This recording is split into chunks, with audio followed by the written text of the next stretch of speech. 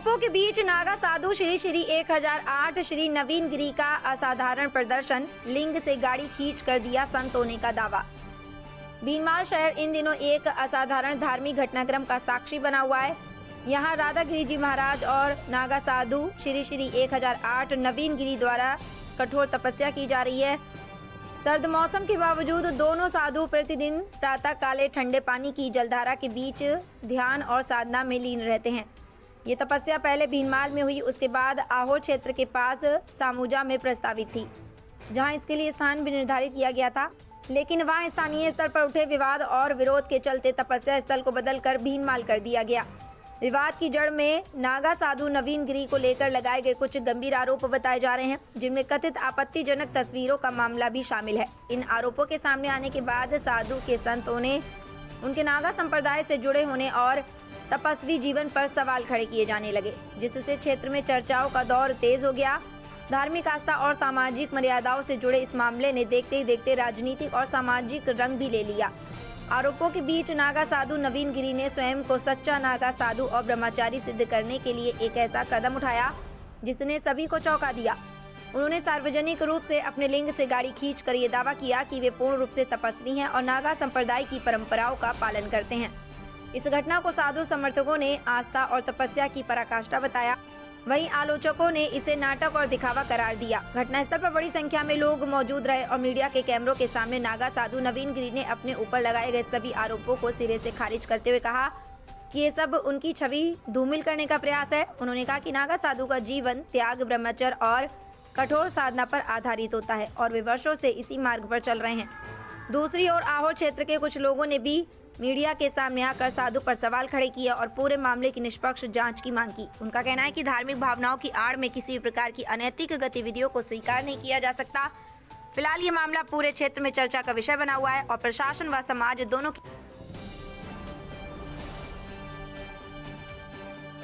कर रही है तो मेरे लड़की के साथ संबंध होने का क्या प्रश्न उठता है। मैं इतना ही कहूँगा, आप सब बैठे, मैं किसी के ऊपर कार्रवाई नहीं करना चाहता।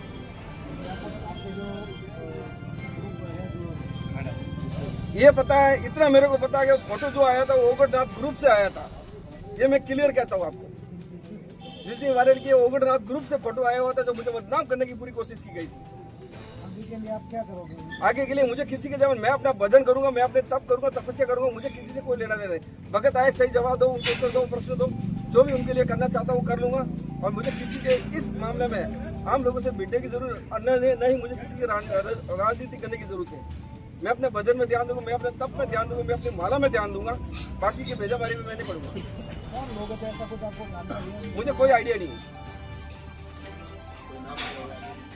जिसने भी किया है उनकी सोच थी, गलती सोच थी, क्या सोच थी पता नहीं, वो किया, उन्होंने हरकतें की है। अच्छी बात है किसी साधु को रोकना। और मंडल में भी मुझे बदनाम करने की कोशिश की, जालो मंडल में, साधु मंडल में बदनाम करने की कोशिश, इसलिए मुझे प्रूफ देना पड़ा कि मैं प्योर नागा साधु हूँ। मेरे पे कोई कलंक नहीं लगाए, किसी प्रकार का कोई दुर्व्यवहार नहीं करे।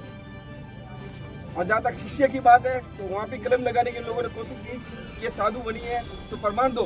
तो तुम कौन हो तो प्रमाण लेने वाले? पहली बात तो यही है। जब शिष्य बनती है तो उनको पता है, सबको साधु संत को कम से कम 2 साल तक प्रैक्टिस देखा जाता है, उसके बाद उनको सारा संस्कार वगैरह क्रिया होती है। तो मैंने पंचगुरु इनके बना दिए थे, छोटी मैंने इसकी ले ली थी, ठीक है। उसके बाद भी इस पर आरोप लगाया जाता है आधार कार्ड, तुरंत कोई आधार कार्ड नहीं बनता है, सबको मालूम है। 65% लोग साधु यहाँ बैठे हैं जिसके आधार कार्ड में अभी भी साधुओं का नाम नहीं है, जो गुरु ने दिया हुआ है। तो क्या गलत हो गई है क्या? ये आरोप निराधार है। जब प्रक्रिया मालूम नहीं है तो आप बोल नहीं सकते इसका।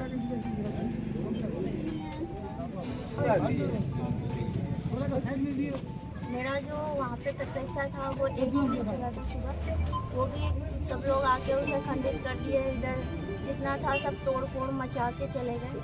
उसके बाद इनके ऊपर, गुरुजी के ऊपर ब्लेम लगा दिया कि ऐसा फ़ोटो आया है, वैसा फ़ोटो आया है, ये यहाँ रहेंगे तो बहुत सारा वाद विवाद हो जाएगा। तो हम लोगों को ज़बरदस्ती वहाँ से एक तरीके से भगा दिया गया। हम ये नहीं कहेंगे क्योंकि बोला था जब, तब वाद विवाद हो गई थी, उन लोगों को बुरा लग गया था, तो अब उनका नाम नहीं लेंगे इस वजह से। और बात रही हमारे प्रमाण पत्र की, हमारे आधार कार्ड की, तो आधार कार्ड तभी बदलेगा जब हमारा प्रमाण पत्र आएगा। अभी कोई कुंभ आया ही नहीं है तो आधार कार्ड कहाँ से बदल जाएगा। जटा तभी हटती है। उन्होंने कहा इतनी लंबी लंबी जटा कैसे हो गई, उनको बता दिया जाए वैरागी में हम 3 साल पहले से रह चुके हैं, उसके बाद सन्यासी में आए हैं। जब सन्यासी में आए हैं तब कोई कुंभ आया नहीं, संस्कार हुए नहीं, तो जटा हटेगी कहाँ से। तो बस इतना है कि हम लोग कोई मतलब पाखंडी नहीं है। आप लोगों के क्षेत्र में रहते हैं, आप लोग देखने वाले हैं, तो आप लोग खुद समझते हैं हम कोई पाखंडी नहीं है। और हमें साबित भी नहीं करना है, अब बस भजन करना है। ये सब आलतू फालतू के चक्कर में हमारा 7-8 दिन खराब हो चुके हैं ऑलरेडी।